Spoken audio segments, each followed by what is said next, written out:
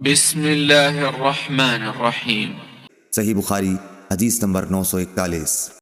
ابو غسان نے بیان کیا، کہا کہ مجھ سے ابو حازم نے سہل بن سعد رضی اللہ عنہ سے بیان کیا، انہوں نے بتلایا کہ ہم نبی کریم صلی اللہ علیہ وسلم کے ساتھ جمعہ پڑھتے، پھر دوپہر کی نیند لیا کرتے تھے۔ صحیح بخاری حدیث نمبر 942۔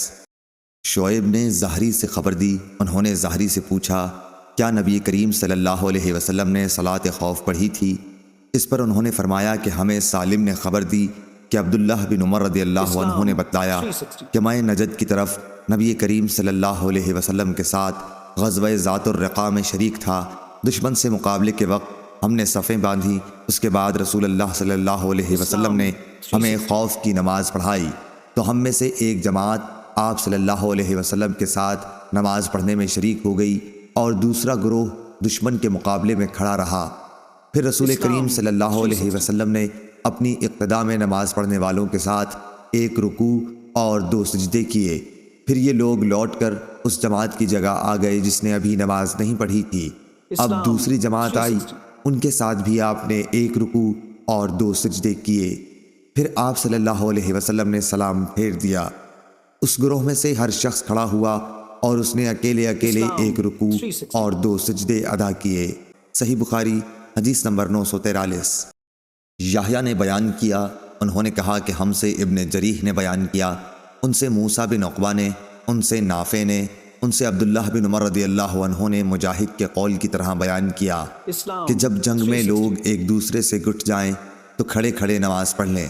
اور ابن عمر رضی اللہ عنہ نے نبی کریم صلی اللہ علیہ وسلم سے اپنی روایت میں اضافہ اور کیا ہے کہ اگر کافر بہت سارے ہوں کہ مسلمانوں کو دم نہ لینے دیں تو کھڑے کھڑے اور سوار رہ کر جس طور ممکن ہو اشاروں سے ہی صحیح مگر نماز پڑھ لیں۔ صحیح بخاری حدیث نمبر 944۔ محمد بن حرب نے زبیدی سے بیان کیا، ان سے زہری نے، ان سے عبید اللہ بن عبداللہ بن عتبہ بن مسعود نے، ان سے عبداللہ بن عباس رضی اللہ عنہ نے کہ نبی کریم صلی اللہ علیہ وسلم کھڑے ہوئے اور دوسرے لوگ بھی آپ صلی اللہ علیہ وسلم کی اقتداء میں کھڑے ہوئے۔ حضور صلی اللہ علیہ وسلم نے تکبیر کہی تو لوگوں نے بھی تکبیر کہی۔ آپ صلی اللہ علیہ وسلم نے رکوع کیا تو لوگوں نے آپ کے ساتھ رکوع اور سجدہ کر لیا تھا۔ وہ کھڑے کھڑے اپنے بھائیوں کی نگرانی کرتے رہے اور دوسرا گروہ آیا جو اب تک حفاظت کے لیے دشمن کے مقابلے میں کھڑا رہا، بعد میں اس نے بھی رکوع اور سجدے کیے۔ سب لوگ نماز میں تھے لیکن ایک دوسرے کی حفاظت کر رہے تھے۔ صحیح بخاری حدیث نمبر 945۔ وکی نے علی بن مبارک سے بیان کیا، ان سے یحییٰ بن ابی کثیر نے، ان سے ابو سلمہ نے، ان سے جابر بن عبداللہ انصاری رضی اللہ عنہ نے کہ حضرت عمر رضی اللہ تعالی عنہ غزوہ خندق کے دن کفار کو برا بھلا کہتے ہوئے آئے اور عرض کرنے لگے کہ یا رسول اللہ صلی اللہ علیہ وسلم، سورج ڈوبنے ہی کو ہے اور میں نے تو اب تک عصر کی نماز نہیں پڑھی۔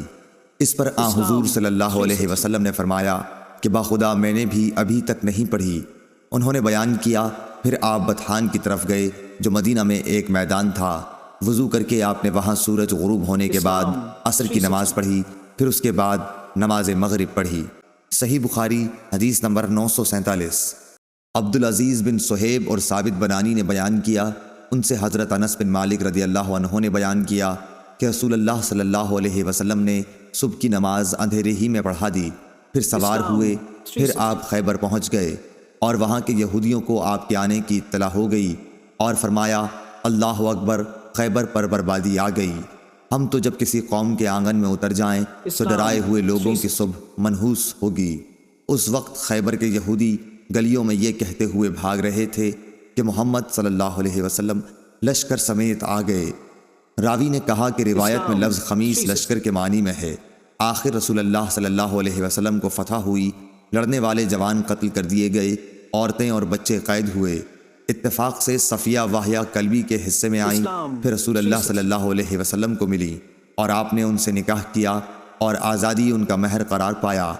عبدالعزیز نے ثابت سے پوچھا، ابو محمد، کیا تم نے انس رضی اللہ عنہ سے دریافت کیا تھا کہ حضرت صفیہ کا مہر آپ نے مقرر کیا تھا؟ انہوں نے جواب دیا کہ خود انہی کو ان کے مہر میں دے دیا تھا۔ کہا کہ ابو محمد اس پر مسکرا دیے۔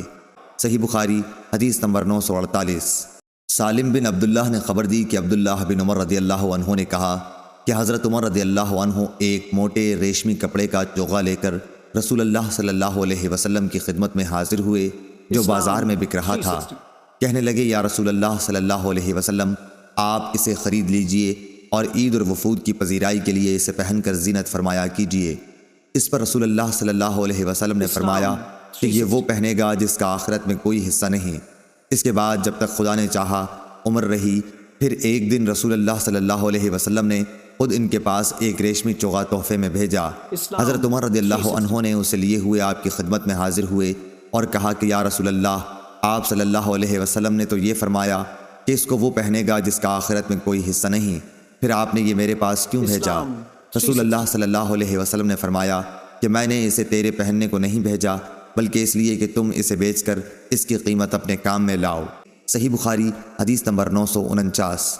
عمرو بن حارث نے خبر دی کہ محمد بن عبد الرحمن اسدی نے ان سے بیان کیا، ان سے عروہ نے، ان سے حضرت عائشہ رضی اللہ عنہا نے، انہوں نے بتلایا کہ ایک دن نبی کریم صلی اللہ علیہ وسلم میرے گھر تشریف لائے۔ اس وقت میرے پاس انصار کی 2 لڑکیاں جنگ بعاث کے قصوں کی نظمیں پڑھ رہی تھیں۔ آپ صلی اللہ علیہ وسلم بستر پر لیٹ گئے اور اپنا چہرہ دوسری طرف پھیر لیا۔ اس کے بعد حضرت ابو بکر رضی اللہ عنہ آئے اور مجھے ڈانٹا اور فرمایا کہ یہ شیطانی باجا نبی کریم صلی اللہ علیہ وسلم کی موجودگی میں۔ آخر نبی کریم صلی اللہ علیہ وسلم ان کی طرف متوجہ ہوئے اور فرمایا کہ جانے دو، خاموش رہو۔ پھر جب حضرت ابو بکر دوسرے کام میں لگ گئے تو میں نے انہیں اشارہ کیا اور وہ چلی گئیں۔ صحیح بخاری حدیث نمبر 950۔ اور یہ عید کا دن تھا۔ حبشہ سے کچھ لوگ ڈھالوں اور برچھیوں سے کھیل رہے تھے۔ اب یا خود میں نے کہا یا نبی اکرم صلی اللہ علیہ وسلم نے فرمایا کہ تم یہ کھیل دیکھو گی؟ میں نے کہا جی ہاں۔